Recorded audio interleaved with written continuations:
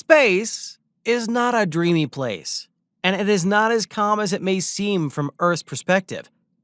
In our astronomical neighbors, it is chaotic, and has been since the dawn of time. Even the sun we see as a bright ball of light in the sky may not be as friendly as it seems. The sun creates magnetic fields that generate sunspots several times larger than the Earth, and these spots open streams of radioactive particles called solar wind. Solar winds lead to solar storms that can prove to be 100 times more deadly and devastating than the storms we see here on Earth. But why haven't you seen any in the past?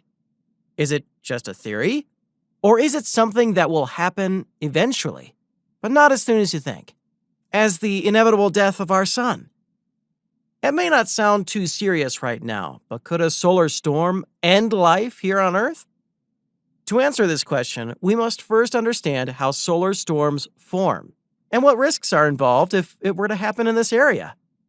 Sun flares are formed due to the electromagnetic activity of the sun.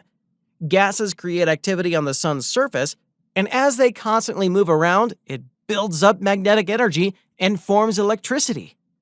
This electricity creates more magnetic energy, and this process continues further.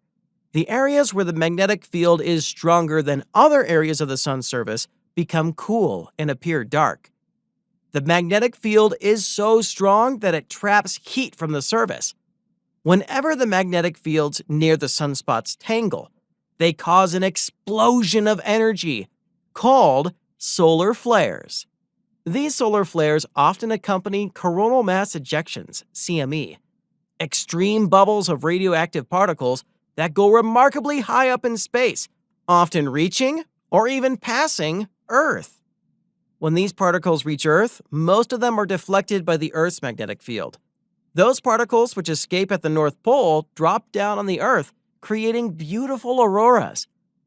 The particles that miss the Earth create a long tail on the magnetic field behind us, and when it becomes too heavy, it breaks apart, creating an electromagnetic explosion on Earth.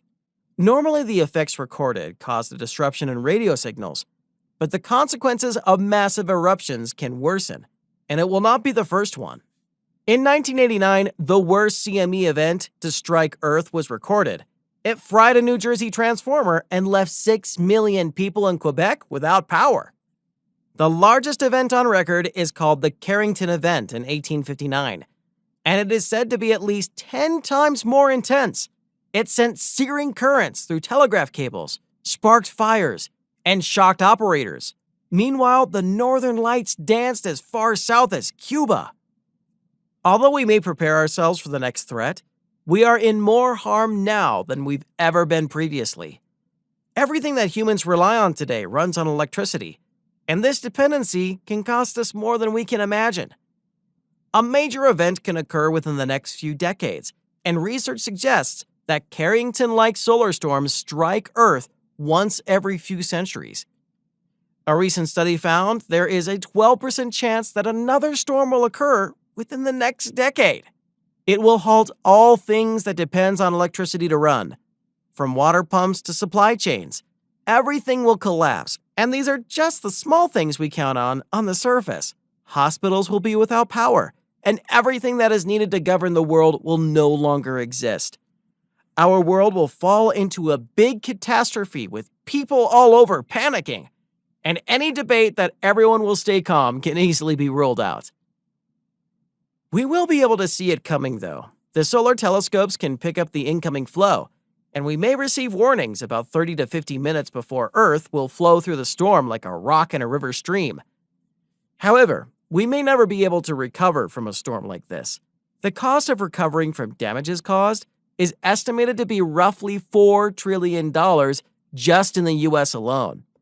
Our best chance of surviving such a catastrophic storm is by avoiding it altogether. We all know that a 10-kilometer wide asteroid ended it for all the dinosaurs. Still, even a fraction of that size can devastate humanity once and for all. Imagine millions and billions of tiny particles penetrating everything on their way, traveling at the speed of light. Humanity's best chance of surviving is through our luck that our planet stays out of the path of any space storms that may occur in the future. What are your thoughts? Is there any way we can save ourselves from such a disaster? Share your ideas in the comments below. If you enjoyed the video, give it a thumbs up, and make sure you subscribe for more to come. I will see you in the next one.